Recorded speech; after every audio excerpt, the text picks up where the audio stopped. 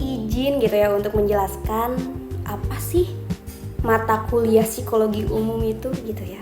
Nah, mata kuliah psikologi umum itu adalah salah satu mata kuliah dasar dalam program studi psikologi gitu. Dan biasanya diberikan di semester awal gitu. Mata kuliah ini berfungsi sebagai pengantar untuk memahami berbagai konsep, teori, dan pendekatan dasar dalam psikologi sebagai ilmu. Nah, tujuan dari mata kuliah ini itu agar mahasiswa memiliki pemahaman menyeluruh tentang bagaimana perilaku manusia dipelajari, dijelaskan, dan dianalisis secara ilmiah. Jadi, dalam mata kuliah ini, kita tidak hanya membahas apa yang dilakukan manusia, tetapi juga mengapa dan bagaimana perilaku itu terjadi. Nah, dalam psikologi umum kita akan mempelajari berbagai cabang dan pendekatan dalam psikologi gitu ya, seperti mazhab atau aliran psikologi gitu ya, seperti behaviorisme, psikoanalisis, kognitif, humanistik, biologis gitu dan lain sebagainya gitu. Nah, kita juga akan belajar proses-proses psikologis dasar gitu, seperti sensasi, persepsi, emosi, motivasi, ingatan, dan juga belajar. Nah, mungkin kita juga, bukan mungkin gitu ya, tapi kita juga akan belajar metodologi gitu ya. Nah, selain itu kita akan belajar perkembangan manusia gitu, dari anak-anak hingga dewasa.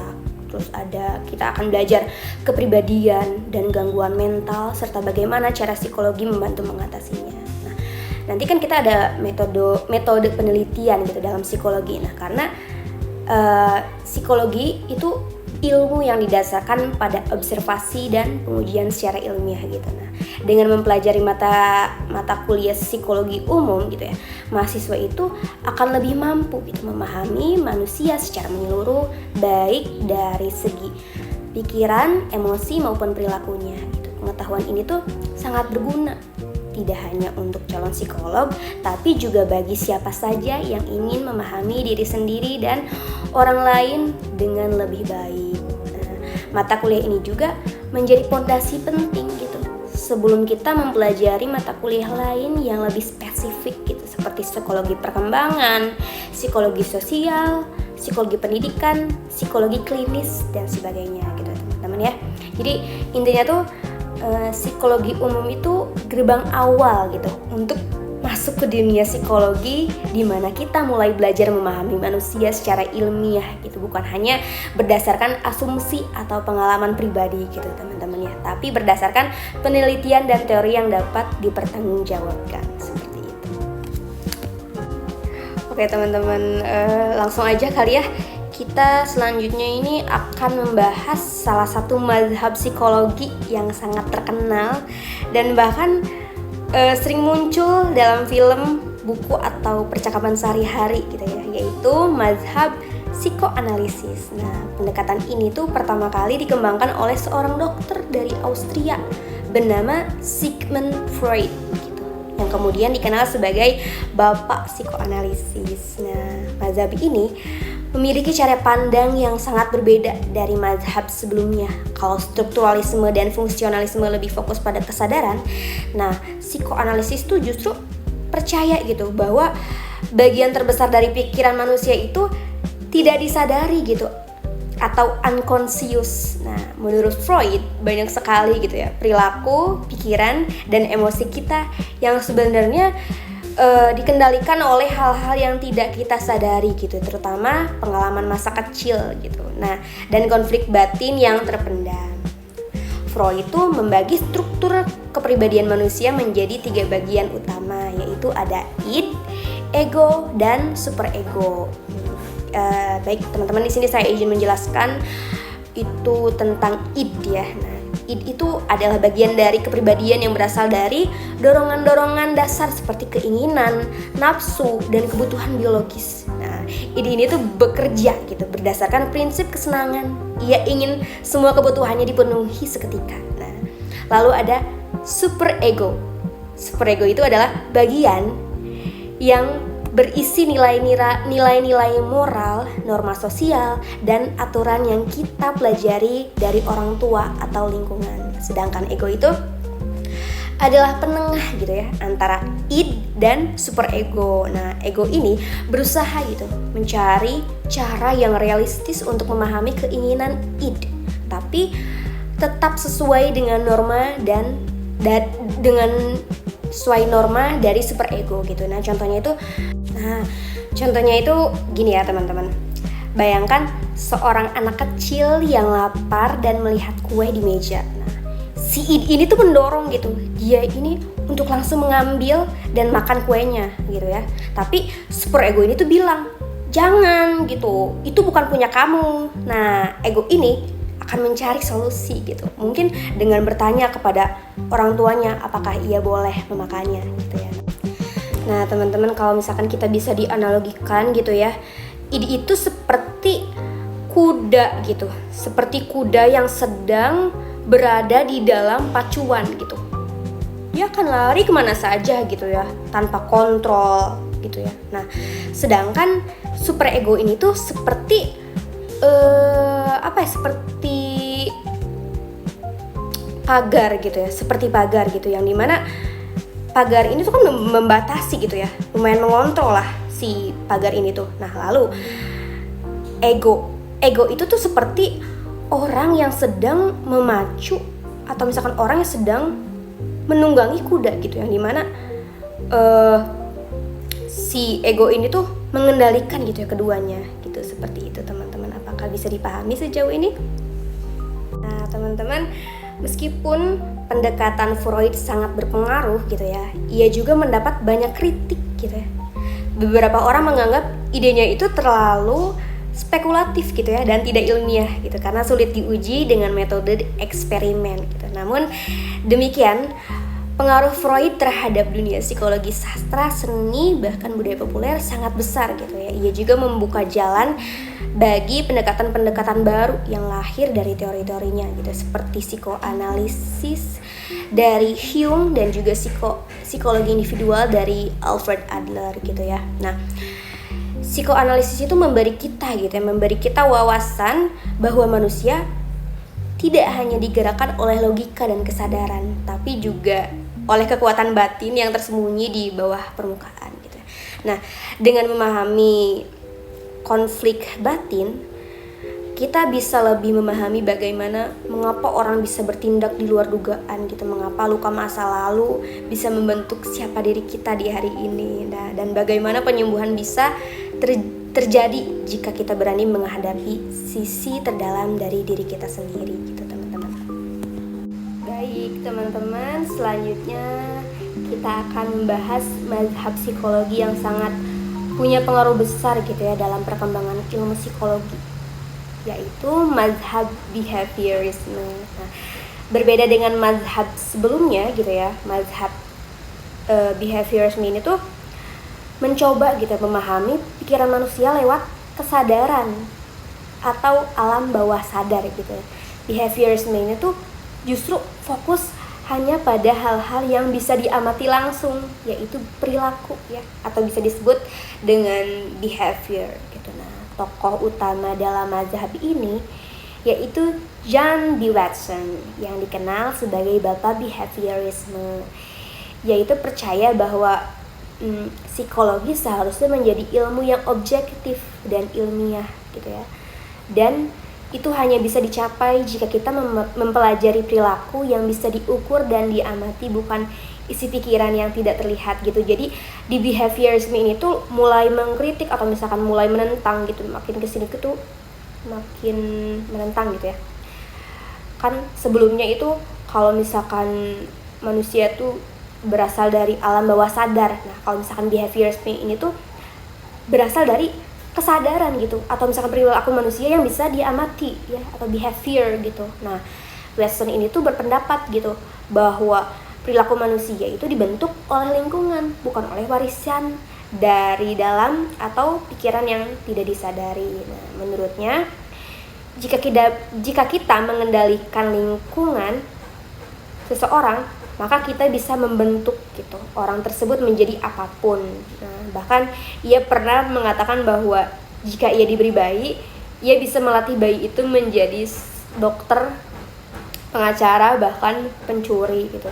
Semuanya itu tergantung pada bagaimana lingkungan dan pengalaman diberikan kepada bayi itu. Nah, konsep penting dari behaviorisme ini adalah stimulus dan respon. Teman-teman ya pasti pernah dengar kan kalau misalkan teman-teman belajar psikologi kepribadian gitu ya, stimulus respon gitu kan ya. Nah, apa sih stimulus itu? Nah, stimulus itu adalah rangsangan dari lingkungan dan respon itu adalah reaksi atau perilaku yang muncul akibat stimulus itu. Jadi jika kita ingin memahami kenapa seseorang melakukan sesuatu, kita cukup melihat apa yang memicu perilaku itu tanpa perlu menebak-nebak isi pikirannya gitu ya. Nah, ada salah satu contoh paling terkenal dari pendekatan ini tuh ada kayak eksperimen Pavlov gitu dengan anjingnya. Nah, Ivan Pavlov itu seorang ilmuwan Rusia gitu, menunjukkan bahwa seekor anjing bisa dilatih untuk mengeluarkan air liur setiap kali mendengar suara lonceng gitu ya.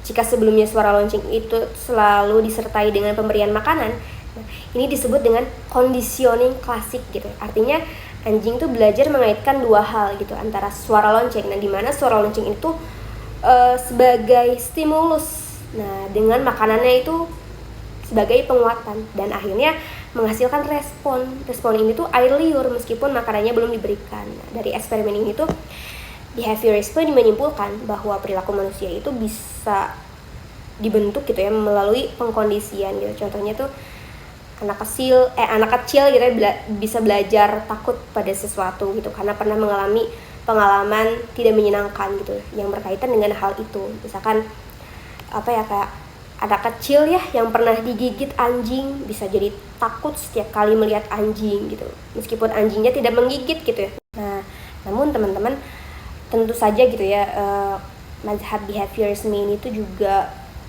mendapat kritik gitu ya. Banyak psikolog berpendapat bahwa pendekatan ini tuh terlalu menyederhanakan manusia gitu karena hanya melihat manusia itu sebagai mesin yang bereaksi terhadap rangsangan gitu. Nah, behaviorisme ini tuh tidak mempertimbangkan proses berpikir, emosi gitu, niat, dan pengalaman batin manusia yang sebenarnya sangat kompleks gitu. Nah, meski demikian gitu ya, tidak bisa disangkal bahwa pendekatan ini tuh berhasil membuat psikologi menjadi lebih ilmiah gitu dan praktis gitu ya. Nah, ia memperkenalkan cara-cara eksperimen yang sistematis dan bisa diulang gitu. Nah, sehingga hasilnya bisa diuji gitu ya secara objektif. Bahkan hingga hari ini banyak prinsip behaviorisme yang masih digunakan gitu dalam bidang pendidikan, pelatihan, karyawan, manajemen, perilaku anak gitu, dan bahkan pengembangan teknologi seperti aplikasi belajar atau game edukatif. Nah, kita bisa mengatakan bahwa mazhab behaviorisme membantu kita gitu memahami bahwa perilaku manusia sangat dipengaruhi oleh lingkungan dan pengalaman masa lalu. Jika kita ingin mengubah perilaku, maka kita harus mengubah stimulus atau konsekuensi yang menyertainya. Dengan kata lain, kita akan belajar dan membentuk kebiasaan baru gitu ya melalui latihan yang tepat, dan itulah kekuatan dari pendekatan ini gitu teman-teman. Oke teman-teman, sekarang kita akan masuk ke salah satu mazhab yang sangat berbeda gitu dari sebelumnya, yaitu mazhab humanistik. Pendekatan ini tuh muncul sebagai bentuk kritik terhadap behaviorisme dan psikoanalisis gitu ya, yang dianggap terlalu fokus pada sisi negatif atau mekanistik dari manusia. Nah, behaviorisme melihat manusia seperti mesin gitu ya, yang hanya merespon stimulus, sedangkan psikoanalisis itu sering menyoroti konflik batin, trauma, dan dorongan tidak sadar yang gelap gitu. Nah, sebaliknya, mazhab humanistik melihat manusia sebagai makhluk yang utuh, sadar, bebas, dan punya potensi positif untuk berkembang. Nah, tokoh-tokoh penting dari mazhab ini adalah Abraham Maslow dan Carl Rogers. Nah, mereka itu percaya gitu ya bahwa setiap manusia pada dasarnya baik, memiliki keinginan untuk tumbuh, berkembang, dan mencapai kehidupan yang bermakna seperti itu. Nah, salah satu konsep dari mazhab ini tuh yaitu aktualisasi diri gitu ya, atau self actualization ya. Abraham Maslow ini tuh menjelaskan bahwa manusia memiliki kebutuhan bertingkat yang dikenal dengan hierarki kebutuhan Maslow. Nah, mulai dari kebutuhan dasar seperti makan dan minum, lalu naik ke kebutuhan rasa aman, cinta dan rasa memiliki gitu ya, lalu penghargaan, hingga akhirnya kebutuhan tertinggi yaitu aktualisasi diri. Nah, apa sih aktualisasi diri? Nah, aktualisasi diri itu berarti menjadi versi terbaik dari diri kita sendiri gitu. Misalnya seseorang yang merasa lebih teman-teman, misalkan seseorang yang merasa telah memenuhi kebutuhan hidup dasarnya gitu ya, merasa aman, punya hubungan yang sehat dan dihargai oleh orang lain gitu ya, akan mulai mencari makna dalam hidupnya. Nah, ia mungkin mengejar cita-cita berkarya gitu, membantu orang lain atau menemukan kebahagiaan sejati dalam menjalani hidup sesuai nilai-nilainya. Nah, Carl Rogers ini tuh tokoh penting lainnya mengembangkan terapi terpusat pada klien gitu. Nah, dalam terapi ini terapis itu tidak bersikap sebagai ahli gitu yang memberitahu pasien apa yang salah dengan dirinya. Sebaliknya, terapis ini tuh pendengar yang empatik gitu, memberikan dukungan tanpa menghakimi dan menciptakan lingkungan yang aman agar klien bisa mengeksplorasi dan memahami dirinya sendiri gitu ya, seperti itu. Nah, Rogers percaya bahwa setiap orang sebenarnya tahu apa yang terbaik untuk dirinya sendiri, tetapi seringkali terhambat oleh pengalaman negatif, penolakan, atau tuntutan dari lingkungan yang membuat mereka tidak jujur terhadap diri sendiri gitu. Nah, maka tugas utama terapi humanistik adalah membantu orang kembali menemukan jati dirinya, menjadi lebih autentik dan berani menjalani hidup sesuai dengan nilai dan potensi sejatinya. Nah, salah satu prinsip penting dalam pendekatan ini adalah kebebasan dan tanggung jawab pribadi gitu. Nah, humanistik memandang bahwa manusia bukan korban dari masa lalu atau lingkungannya saja. Kita memiliki kebebasan untuk memilih. Dan dengan kebebasan itu datang pula tanggung jawab untuk menentukan arah hidup kita sendiri. Nah, ini itu yang membuat pendekatan humanistik sangat kuat gitu ya dalam memberdayakan seseorang. Nah, contoh penerapan pendekatan ini bisa kita lihat dalam dunia pendidikan. Nah, dalam pandangan humanistik, guru bukan hanya menyampaikan materi, tapi juga berperan sebagai pendamping yang memahami murid sebagai individu yang unik gitu. Nah, tujuan pendidikan bukan hanya untuk mencetak mahasiswa yang pintar secara akademik gitu ya, tetapi juga membantu mereka menemukan minat, potensi, dan makna dalam hidup mereka. Nah, begitu juga dalam dunia kerja gitu ya, atau organisasi gitu ya. Pendekatan humanistik mendorong manajemen untuk memperlakukan karyawan bukan hanya sebagai alat produksi, tetapi sebagai manusia yang punya perasaan, tujuan, dan kebutuhan untuk dihargai serta berkembang. Nah, perusahaan yang menerapkan nilai-nilai humanistik biasanya lebih fokus pada pengembangan personal, lingkungan kerja yang sehat, dan keseimbangan hidup karyawan, seperti itu. Nah, tentu saja gitu ya teman-teman, mazhab humanistik juga mempunyai atau misalkan pernah dikritik juga gitu ya beberapa ilmuwan yang menganggap pendekatan ini terlalu optimis gitu ya dan sulit diuji secara ilmiah karena banyak konsepnya yang bersifat objektif seperti aktualisasi diri gitu ya atau kehidupan bermakna. Namun di sisi lain pendekatan ini sangat membantu gitu ya dalam pemahaman psikologi positif dan pengembangan diri ya, yang saat ini menjadi sangat populer gitu ya. Nah, psikologi humanistik juga menjadi dasar berkembangnya terapi modern yang lebih manusiawi gitu, seperti life coaching gitu ya, terapi eksistensial, dan pendekatan mindfulness. Nah, kita bisa melihat pengaruhnya dalam berbagai praktek keseharian. Ketika kita mencari makna hidup, ketika kita ingin jadi versi terbaik dari diri sendiri gitu ya, atau saat kita merasa butuh didengar dan dimengerti tanpa dihakimi gitu. Nah, jadi kita bisa disimpulkan gitu ya bahwa mazhab humanistik ini tuh melihat manusia sebagai makhluk yang punya martabat, kebebasan, dan potensi besar gitu untuk berkembang. Ia mengajarkan bahwa kita tidak hanya bereaksi terhadap dunia atau dikendalikan oleh masa lalu gitu ya, ya seperti sebelumnya gitu, seperti psikoanalisa dan behavior gitu, tapi humanistic ini tuh juga kita juga bisa menciptakan masa depan kita sendiri gitu dan menjadi pribadi yang utuh serta bermakna, seperti itu teman-teman.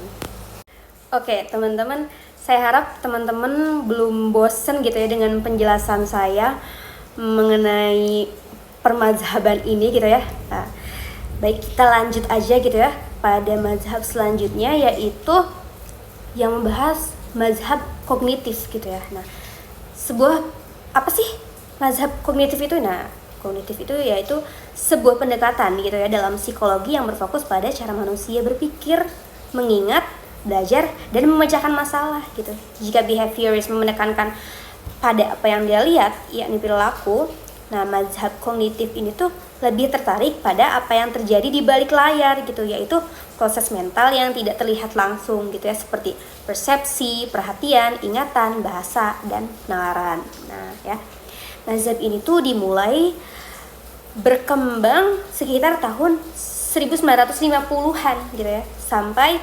1970-an, dan sering disebut sebagai revolusi kognitif karena membawa perubahan besar dalam cara psikologi memandang manusia. Nah, tokoh-tokoh penting dalam mazhab ini tuh antara lain ada Piaget, ada Neisser, dan juga ada Albert Bandura. Nah, Jean Piaget misalnya terkenal dengan teorinya gitu ya, tahap-tahap perkembangan kognitif pada anak-anak gitu.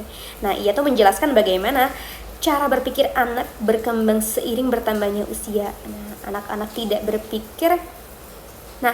gitu ya, tidak berpikir seperti orang dewasa dalam skala kecil, melainkan mereka itu memiliki cara berpikir yang sangat berbeda gitu dan berkembang secara bertahap melalui tahap-tahap tertentu, mulai dari tahap sensori motor saat bayi gitu sampai ke tahap operasional formal di usia remaja, di mana mereka mulai bisa berpikir abstrak dan logis gitu. Nah, dengan pemahaman ini kita bisa melihat gitu ya bahwa kemampuan berpikir tidak muncul begitu saja, tapi berkembang secara bertahap, tergantung pada pengalaman dan interaksi dengan lingkungan. Nah, sementara itu Neisser dianggap sebagai bapak psikologi kognitif karena bukunya yang berjudul Cognitive Psychology gitu ya pada tahun 1967.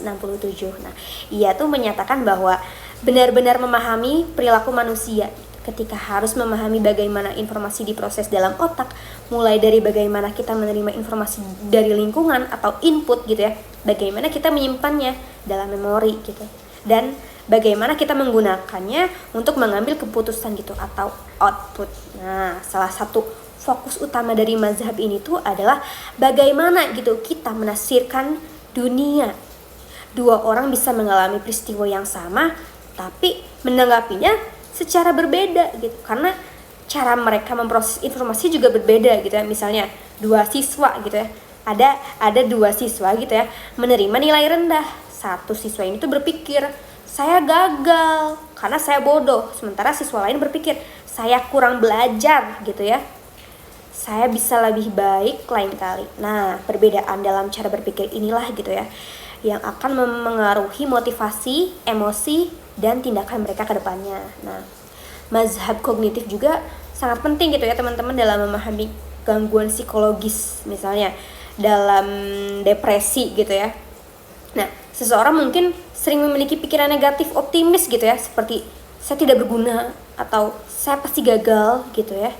Pendekatan kognitif ini tuh berusaha membantu orang gitu menyadari pikiran-pikiran negatif ini, mengevaluasinya, dan menggantinya dengan pikiran yang lebih rasional dan positif, teman-teman. Nah, dari sinilah muncul bentuk terapi yang sangat populer hingga sekarang, yaitu terapi kognitif atau cognitive behavioral therapy atau CBT gitu. Nah, CBT ini tuh bekerja berdasarkan gagasan bahwa pikiran mempengaruhi perasaan dan perasaan memengaruhi perilaku. Jadi, kalau kita bisa mengubah cara berpikir kita, maka kita juga bisa mengubah perasaan dan tindakan kita. Misalnya, jika seseorang merasa cemas saat berbicara di depan umum ya, karena ia berpikir semua orang pasti akan menertawakan saya, maka dalam terapi ini ia akan diajak mengevaluasi pikiran tersebut gitu ya. Apakah benar semua orang menertawakan saya? Apa buktinya?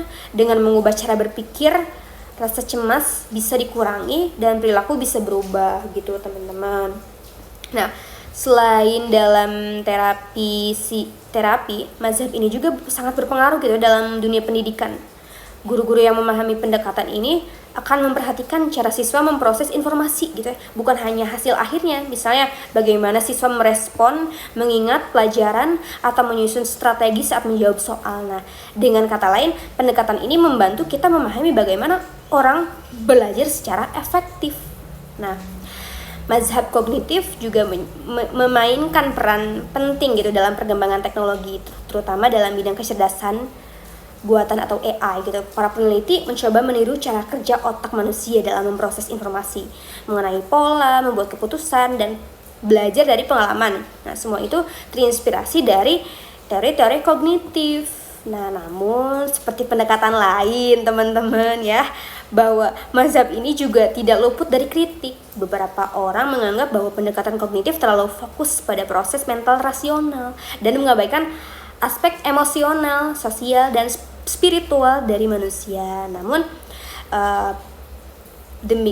gitu ya, banyak juga yang berusaha menggabungkan pendekatan kognitif dengan pendekatan lain seperti psikologi humanistik atau sosial gitu, untuk memberikan gambaran yang lebih utuh tentang manusia. Jadi bisa disimpulkan gitu ya, bahwa mazhab kognitif melihat manusia sebagai makhluk yang aktif memproses informasi, bukan hanya sebagai penerima stimulus pasif gitu. Pendekatan ini membantu kita memahami bagaimana kita belajar, mengingat, membuat keputusan, serta mengubah cara berpikir untuk menjadi lebih sehat dan adaptif. Nah, dengan memahami pikiran kita jadi bisa lebih memahami diri sendiri dan orang lain serta mengambil keputusan yang lebih bijak dalam hidup. Seperti itu teman-teman. Oke teman-teman, di sini kita akan membahas mazhab yang terakhir ya, yaitu mazhab biologis dalam psikologi, yaitu pendekatan yang melihat manusia dan perilakunya dari sudut pandang biologis atau fisik gitu ya. Nah, khususnya yang berhubungan dengan otak, sistem saraf, hormon, dan genetika gitu. Nah, mazhab ini tuh memandang bahwa semua perilaku manusia itu punya dasar biologis, dan untuk memahami jiwa manusia kita harus mempelajari struktur dan fungsi tubuh, terutama otak. Seperti itu. Nah, pendekatan ini tuh sering disebut juga sebagai psikologi fisiologis atau neuroscience perilaku, dan banyak digunakan dalam bidang psikiatri, neurologi, dan psikologi klinis. Nah, tokoh-tokoh kunci dalam pengembangan pendekatan ini melibatkan para ilmuwan dari bidang kedokteran, biologi, dan psikologi seperti Paul Broca, Roger Sperry, dan James Olds. Nah, mari ya kita mulai dari dasar pemikirannya. Nah, menurut mazhab biologis, pikiran, perasaan, dan perilaku adalah hasil dari proses biologis dalam tubuh manusia. Jadi, segala sesuatu yang kita pikirkan dan lakukan sebenarnya bisa dijelaskan gitu oleh aktivitas kimia dan listrik di dalam otak, serta interaksi antara gen dan lingkungan gitu ya. Misalnya ketika seseorang merasa bahagia, itu bukan hanya pengalaman emosional, tetapi juga terjadi karena otaknya melepaskan zat kimia bernama dopamin dan serotonin yang dikenal sebagai neurotransmitter gitu ya. Sebaliknya ketika seseorang mengalami depresi, bisa jadi ada ketidakseimbangan zat kimia di otaknya, atau ada bagian otak tertentu yang tidak berfungsi dengan optimal gitu teman-teman. Nah, salah satu penemuan penting dalam pendekatan ini datang dari Paul Broca, seorang ilmuwan Prancis yang menemukan bahwa kerusakan pada bagian tertentu di otak yang sekarang disebut area Broca gitu ya, menyebabkan seseorang kehilangan kemampuan berbicara. Nah, temuan ini membuktikan bahwa fungsi mental seperti bahasa memiliki lokasi tertentu di otak, dan dari sinilah berkembang pemahaman bahwa bagian-bagian otak bertanggung jawab atas fungsi psikologis tertentu. Nah, selain itu, ilmuwan lain seperti Roger Sperry melakukan penelitian tentang otak, belahan kanan dan kiri. Nah, ia menunjukkan bahwa dua belahan otak kita punya fungsi yang berbeda. Otak kiri lebih berperan dalam logika, bahasa, dan matematika, sedangkan otak kanan lebih dominan dalam kreativitas emosi dan persepsi visual gitu. Penelitian ini menunjukkan betapa eratnya hubungan antara struktur otak dan fungsi fisiologis gitu. Mazhab biologis juga sangat memperhatikan pengaruh hormon dan sistem endokrin terhadap perilaku. Nah, misalnya hormon adrenalin memicu reaksi fight or flight. Saat kita merasa takut atau terancam, hormon oksitosin dikenal sebagai hormon cinta gitu ya, karena berperan dalam ikatan sosial dan rasa percaya antara manusia. Bahkan hormon kortisol yang keluar dari stres bisa mempengaruhi suasana hati, daya tahan tubuh, dan pola tidur kita. Nah, selain otak dan hormon gitu ya, faktor genetik juga memiliki perhatian penting dalam pendekatan ini. Nah, penelitian ini menunjukkan bahwa banyak aspek gitu ya, kepribadian dan gangguan psikologis bisa diturunkan secara genetik. Misalnya jika seseorang memiliki orang tua dengan gangguan bipolar atau skizofrenia, nah, risiko orang tersebut mengalami hal yang sama juga meningkat. Namun pendekatan ini juga mengakui bahwa gen bukan takdir mutlak. Lingkungan dan pengalaman juga berperan besar gitu ya dalam menentukan hasil akhirnya. Nah, seperti biasa gitu ya teman-teman, bahwa mazhab biologis juga sangat berpengaruh dalam pengobatan gangguan mental. Obat-obatan seperti antidepresan, antipsikotik, atau obat penenang bekerja dengan cara mengatur kadar neurotransmitter dalam otak dan sering digunakan dalam terapi medis untuk gangguan seperti depresi, gangguan kecemasan ADHD gitu ya, dan skizofrenia misalnya gitu ya. Orang dengan depresi berat sering diberikan obat seperti fluoxetine atau sertraline gitu yang membantu meningkatkan kadar serotonin di otak gitu. Nah, dengan begitu suasana hati bisa lebih stabil dan pikiran menjadi lebih positif. Nah, ini menunjukkan bagaimana pengaruh biologis dapat diatasi atau dimodifikasi dengan pendekatan biologis pula gitu. Namun tentu saja gitu ya, pendekatan itu juga memiliki kekurangan. Beberapa orang tuh yang mengkritik juga gitu ya mazhab ini karena terlalu menyederhanakan manusia hanya menjadi kumpulan reaksi kimia dan impuls listrik gitu, serta kurang mempertimbangkan faktor psikologis, sosial, atau spiritual yang juga penting dalam memahami manusia secara utuh. Nah, pendekatan ini juga bisa menyebabkan kita terlalu bergantung pada pengobatan medis, teman-teman. Padahal banyak masalah psikologis bisa diselesaikan dengan terapi psikologis, dukungan sosial, atau perubahan gaya hidup. Nah, maka dari itu, dalam praktik modern, pendekatan biologis biasanya dikombinasikan dengan pendekatan lain seperti kognitif atau humanistik agar penangkapan psikologis menjadi lebih komprehensif. Nah, jadi bisa kita simpulkan gitu ya, bahwa mazhab biologis membantu kita memahami bagaimana otak, gen, hormon, dan sistem saraf mempengaruhi pikiran, emosi, dan perilaku manusia. Nah, pendekatan ini penting karena memberi dasar ilmiah dan medis yang kuat dalam menjelaskan bagaimana gejala dan gangguan psikologis serta dalam mengembangkan pengobatan yang efektif. Nah, dengan memahami sisi biologis kita bisa lebih memahami bahwa kesehatan mental tidak hanya soal pikiran atau perasaan, tapi juga soal tubuh dan otak kita secara keseluruhan. Maka dari itu, menjaga kesehatan otak dan tubuh juga sangat penting untuk menjaga kesehatan jiwa. Teman-teman, kita lanjut aja ya mengenai sensasi. Sensasi itu apa sih? Nah, sensasi itu adalah proses awal kita menerima informasi dari lingkungan sekitar melalui panca indera kita, teman-teman. Nah, panca indera itu adalah alat-alat tubuh kita yang bisa menangkap rangsangan dari luar seperti mata, telinga, hidung, kulit, dan lidah. Jadi, sensasi terjadi ketika indera kita merasakan sesuatu, misalnya melihat warna, mendengar suara, mencium bau, merasakan sentuhan, atau merasakan rasa makanan gitu ya. Nah, jadi sensasi itu adalah cara tubuh kita menerima informasi dari dunia luar. Informasi itu kemudian akan diproses oleh otak agar kita bisa memahami apa yang sedang terjadi di sekitar kita. Nah, contohnya itu, bayangin teman-teman lagi berjalan di taman. Nah, saat itu teman-teman merasakan beberapa hal gitu ya. Misalkan mata teman-teman melihat warna hijau dari daun-daun pohon itu. Nah, ini tuh namanya tuh sensasi penglihatan yang disebutnya tuh. Terus telinga teman-teman mendengar suara burung berkicau. Nah, itu namanya sensasi pendengaran. Terus hidung teman-teman mencium aroma bunga yang harum. Ini disebut sensasi penciuman. Terus kulit teman-teman misalkan merasakan angin yang sejuk menyentuh wajah. Ini namanya sensasi peraba. Lalu misalkan lidah teman-teman tuh merasakan manisnya es krim gitu ya, yang teman-teman makan. Nah, ini tuh namanya tuh sensasi pengecapan ya.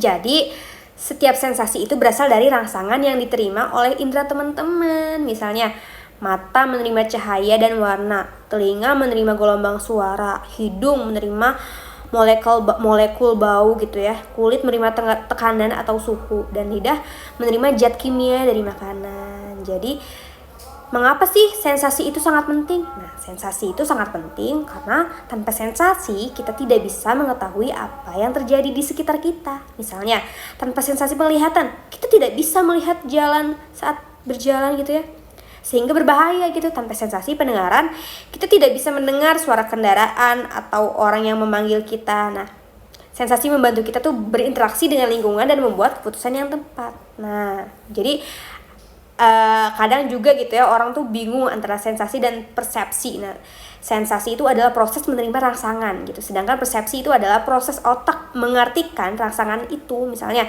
saat kamu terlihat misalnya ya, ketika teman-teman tuh melihat sebuah bola merah gitu. Nah, sensasi adalah mata kamu menangkap warna merah dan bentuk bola. Persepsi itu adalah otak kamu mengenali bahwa itu adalah bola, dan mungkin kamu tahu itu bisa digunakan untuk bermain gitu ya. Nah, jadi intinya tuh sensasi adalah proses menerima informasi dari lingkungan melalui panca indera kita ya. Contohnya itu bisa jadi lewat warna, dengan mendengar suara, mencium bau, merasakan sentuhan, dan merasakan rasa makanan. Jadi sensasi sangat penting agar kita bisa memahami dunia sekitar dan berinteraksi dengan baik. Jadi setiap kali kamu melihat, mendengar, mencium, menyentuh, atau merasakan, kamu sedang mengalami sensasi. Oke teman-teman, kita masih lanjut ya. Nah, kita kali ini akan membahas tentang persepsi. Nah, mungkin kata persepsi sudah sering kita dengar gitu ya, tapi apakah kita benar-benar tahu apa itu persepsi dan bagaimana prosesnya gitu. Nah, mari kita bahas bersama dengan bahasa yang sederhana gitu. Nah, apa sih itu persepsi? Nah, persepsi itu adalah cara kita memahami dan menafsirkan dunia di sekitar kita. Setiap hari kita menerima banyak informasi dari lingkungan melalui panca indera seperti mata, telinga, hidung, dan kulit, dan lidah gitu ya. Namun informasi ini belum tentu langsung kita mengerti begitu saja gitu ya. Nah, proses persepsi membantu kita mengubah informasi yang kita terima menjadi sesuatu yang bermakna gitu. Misalnya, ketika kita melihat sebuah benda, mata kita menangkap cahaya yang memantul dari benda tersebut. Tapi otak kita yang sebenarnya membaca dan mengenali benda itu, apakah itu sebuah buku, kursi, atau pohon. Jadi persepsi itu adalah proses di mana otak kita mengolah informasi dari indera menjadi gambaran yang kita pahami gitu ya. Nah, bagaimana proses persepsi terjadi? Yang pertama itu adalah ada tiga tahap ya, yaitu ada seleksi. Nah, kita tidak bisa memperhatikan semua hal yang ada di sekitar kita sekaligus gitu. Jadi otak kita memilih informasi mana yang penting untuk diperhatikan. Misalnya saat kita berada di ruangan yang ramai gitu ya, kita mungkin fokus mendengarkan suara teman kita dan mengabaikan suara yang lain yang tidak penting. Dan terus ada pengorganisasian ya. Setelah memilih informasi yang penting, otak kita mengatur dan mengelompokkan informasi tersebut agar lebih mudah dipahami. Misalnya kita mengelompokkan warna, bentuk, dan ukuran benda sehingga kita bisa mengenali sebuah mobil atau sepeda gitu. Terus ada interpretasi gitu ya. Nah, tahap terakhir adalah memberikan makna pada informasi yang sudah diorganisir. Di sini pengalaman, pengetahuan, dan perasaan kita sangat berpengaruh gitu. Misalnya jika kita pernah mengalami kejadian buruk dengan anjing, kita mungkin akan merasa takut saat melihat anjing meskipun anjing tersebut tidak berbahaya. Nah, mengapa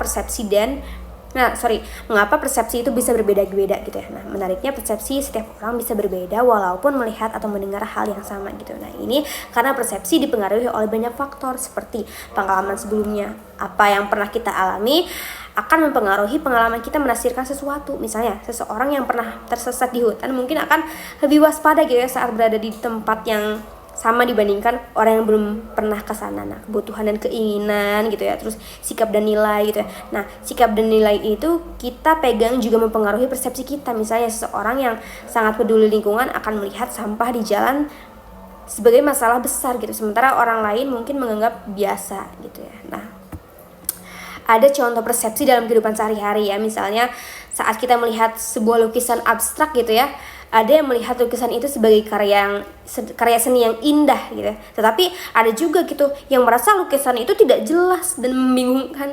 Ini cara masing-masing orang memproses dan menafsirkan gambar-gambar tersebut tuh pasti berbeda gitu, teman-teman. Mungkin contoh lain, saat seseorang menerima kritik dari temannya, ada yang merasa kritik itu membangun dan membantu, tapi ada juga yang merasa tersinggung. Ini juga bagian dari perbedaan persepsi gitu. Nah, teman-teman, selain memahami persepsi, kita juga bisa lebih sadar akan bagaimana kita menilai sesuatu. Nah, kita bisa mencoba melihat dari sudut pandang lain agar tidak salah paham atau membuat keputusan yang keliru gitu ya. Jadi persepsi itu adalah proses di mana kita menerima, memilih, mengorganisasi, dan menafsirkan informasi dari lingkungan sekitar kita agar bisa memahami dunia dengan cara yang bermakna. Nah, persepsi itu dipengaruhi oleh pengalaman, kebutuhan, dan sikap kita, sehingga bisa berbeda antara satu orang dengan orang lain. Dengan memahami persepsi, kita bisa lebih bijak dalam berkomunikasi dan berinteraksi dengan orang lain, serta lebih peka terhadap lingkungan sekitar. Ingatan itu adalah kemampuan otak untuk menyimpan dan mengingat informasi, sedangkan belajar adalah proses memperoleh pengetahuan dan keterampilan baru. Nah, keduanya saling berkaitan dan sangat penting dalam kehidupan kita. Dengan memahami cara kerja ingatan dan belajar, kita bisa meningkatkan kemampuan kita untuk menyerap dan mengingat informasi gitu ya, sehingga bisa lebih sukses dalam belajar dan menjalani kehidupan sehari-hari seperti itu. Apa sih itu ingatan? Nah, ingatan itu adalah kemampuan otak kita untuk menyimpan, mengingat, dan menggunakan informasi yang pernah kita pelajari atau alami. Tanpa ingatan, kita tidak bisa mengenali orang-orang di sekitar kita gitu, mengingat pelajaran di sekolah, atau bahkan mengingat nama kita sendiri gitu ya. Nah, ingatan memungkinkan kita untuk menyimpan pengalaman masa lalu dan menggunakannya untuk membuat keputusan di masa depan. Misalnya saat kita pernah menyentuh benda panas dan merasa sakit gitu, ingatan itu membuat kita tuh berhati-hati agar tidak menyentuh benda panas itu lagi. Nah, ada beberapa jenis ingatan gitu ya, yaitu ada ingatan jangka pendek gitu ya. Ini dimana jangka pendek ini tuh adalah ingatan yang hanya bertahan dalam waktu singkat, biasanya beberapa detik sampai menit. Nih contohnya saat kita mengingat nomor telepon yang baru saja didengar ya sebelum menuliskannya. Lalu ada ingatan jangka panjang. Nah, ini tuh ingatan yang bisa bertahan lama, bahkan seumur hidup. Contohnya mengingat nama orang tua, pengalaman liburan gitu ya, atau pelajaran yang sudah dipelajari. Lalu ada ingatan sensorik gitu ya, yang dimana ingatan ini tuh sangat singkat dan berasal dari indera kita seperti penglihatan atau pendengaran. Misalnya saat kita melihat sebuah gambar dan langsung mengingatnya dalam beberapa detik. Nah, lanjut, apa itu belajar? Belajar itu adalah proses mendapatkan pengetahuan, keterampilan, atau sikap baru melalui pengalaman, latihan, atau pengajaran. Nah, belajar membuat kita bisa berkembang, memahami hal baru, dan menyesuaikan diri dengan lingkungan. Nah, belajar tidak hanya terjadi di sekolah, tapi juga dalam kehidupan sehari-hari, seperti belajar berjalan, berbicara, bergaul dengan teman gitu ya. Nah, hubungan antara ingatan belajar, nah, saat kita belajar sesuatu yang baru, otak kita menyimpan informasi tersebut ke dalam ingatan. Jika kita tidak bisa mengingatnya, berarti proses belajar belum berhasil dengan baik. Misalnya saat kita belajar bahasa baru gitu ya, kita harus mengingat kata-kata, cara pengucapannya. Semakin sering kita mengulang dan menggunakan kata-kata itu, semakin kuat ingatan kita terhadap bahasa tersebut. Nah, bagaimana gitu ya cara kerja ingatan? Nah, proses itu tuh melalui beberapa tahap gitu penerimaan informasi. Yang pertama itu, nah, informasi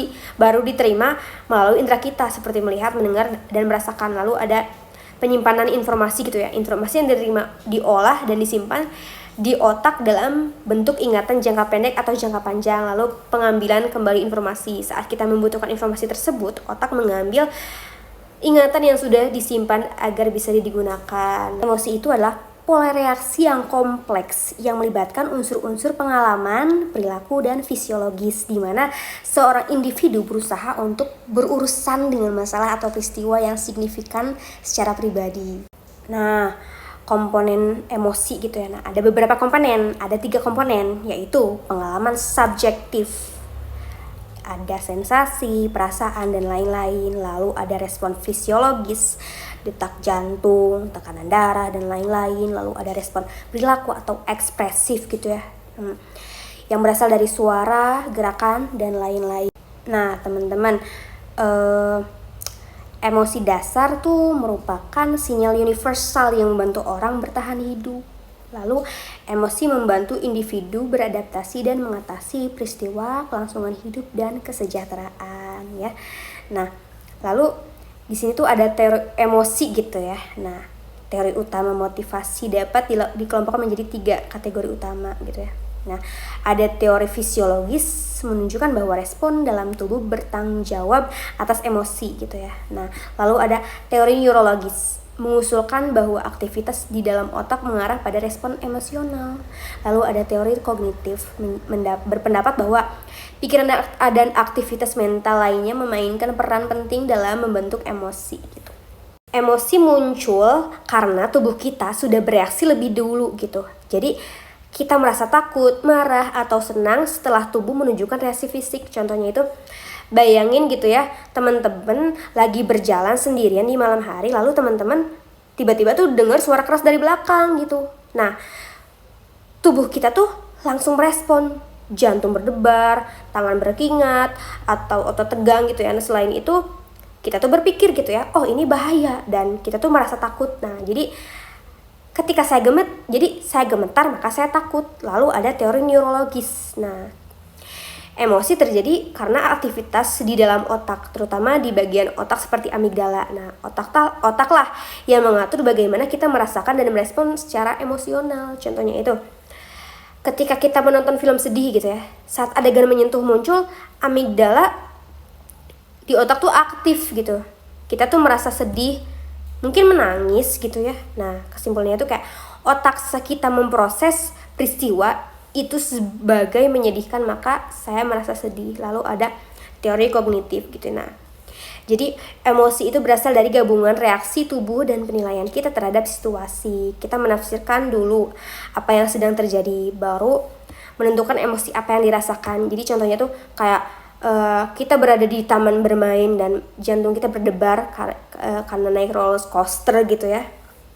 Nah, tubuh, jantung tuh berdebar, napas cepat, pikiran atau kognisi kita, aku ada di taman bermain ini menyenangkan. Nah, emosi itu kita merasakan senang dan bersemangat. Tapi jika kamu merasakan reaksi tubuh yang sama saat sendirian di gang gelap, kamu menilai situasinya sebagai berbahaya dan kamu jadi takut tuh. Metode dalam psikologi ya.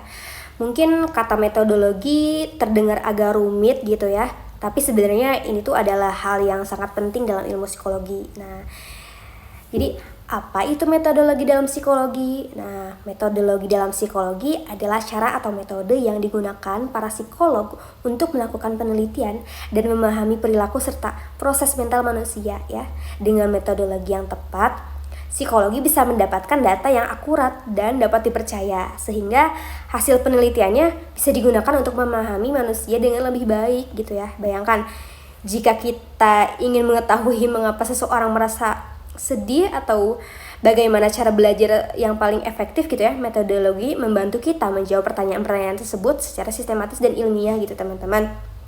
Nah, mengapa metodologi penting dalam psikologi? Metodologi penting karena menjamin keakuratan data. Dengan metode yang benar, hasil penelitian tidak bias dan bisa dipercaya, teman-teman. Nah, lalu memudahkan pengulangan penelitian. Penelitian yang menggunakan metodologi jelas bisa diulang oleh peneliti lain untuk memverifikasi hasilnya. Lalu bisa membantu membuat kesimpulan yang tepat. Data yang dikumpulkan dengan metode yang baik akan menghasilkan kesimpulan yang valid, teman-teman. Jadi ada beberapa jenis-jenis metode penelitian dalam psikologi, yaitu ada metode observasi, yaitu ya, metode ini tuh dilakukan dengan cara mengamati perilaku seseorang secara langsung tanpa mengganggu atau memberi tahu mereka. Misalnya mengamati bagaimana anak-anak bermain di taman ya. Lalu ada metode eksperimen. Dalam metode ini, peneliti mengatur kondisi tertentu dan melihat bagaimana perubahan kondisi tersebut mempengaruhi perilaku. Contohnya itu memberikan 2 kelompok siswa metode belajar yang berbeda untuk melihat mana yang lebih efektif gitu teman-teman ya. Lalu ada metode survei. Metode ini menggunakan kuesioner atau wawancara untuk mengumpulkan data dari banyak orang. Misalnya menanyakan kebiasaan belajar siswa melalui angket gitu ya. Lalu ada metode studi kasus. Nah, metode ini mempelajari secara mendalam satu atau beberapa individu dalam jangka waktu tertentu. Contohnya itu meneliti perilaku seorang anak dengan gangguan belajar secara detail. Nah, ada terakhir itu ada metode studi longitudinal dan cross sectional. Nah, studi longitudinal mengamati subjek yang sama dalam jangka waktu lama untuk melihat perubahan. Studi cross sectional mengamati beberapa kelompok berbeda pada saat waktu untuk membandingkan. Nah, langkah-langkah dalam metodologi penelitian psikologi ada beberapa langkah. 1. Menentukan masalah atau pertanyaan penelitian, misalnya bagaimana stres mempengaruhi konsentrasi belajar. Lalu ada membuat hipotesis gitu ya, hipotesis dimana ada dugaan sementara yang akan diuji, misalnya stres tinggi akan menurunkan konsentrasi belajar gitu ya. Terus ada pengumpulan data, ada memilih metode penelitian gitu ya. Lalu ada menganalisis data, mengolah data yang diperoleh untuk melihat apakah hipotesis terbukti atau tidak gitu. Nah, lalu terakhir ada membuat kesimpulan dan laporan, menyimpulkan hasil penelitian dan menyebarkan informasi tersebut. Nah, jadi misalnya seorang psikolog ingin mengetahui apakah musik bisa meningkatkan konsentrasi belajar, dia membuat 2 kelompok siswa gitu ya, atau teman belajar gitu ya, sambil mendengarkan musik dan satu tanpa musik. Setelah itu psikolog mengukur hasil belajar mereka dan membandingkan. Ini adalah contoh metode eksperimen gitu. Nah, contoh lain, seorang peneliti ingin tahu bagaimana anak-anak bermain di taman. Dia mengamati dan mencatat perilaku mereka tanpa mengganggu. Ini adalah salah satu contoh metode observasi. Nah, penelitian psikologi juga punya tantangan seperti variasi individu. Setiap orang tuh berbeda-beda gitu ya. Nah, hasil penelitiannya juga pasti akan berbeda. Lalu ada pengaruh lingkungan sekitar bisa mempengaruhi perilaku sehingga sulit mengontrol semua faktor. Lalu ada etika penelitian. Nah, penelitian harus menjaga hak dan keselamatan peserta penelitian, misalnya dengan meminta izin menjaga kerahasiaan data. Jadi intinya tuh teman-teman, metodologi dalam psikologi adalah cara-cara yang digunakan untuk mempelajari perilaku dan pikiran manusia secara ilmiah.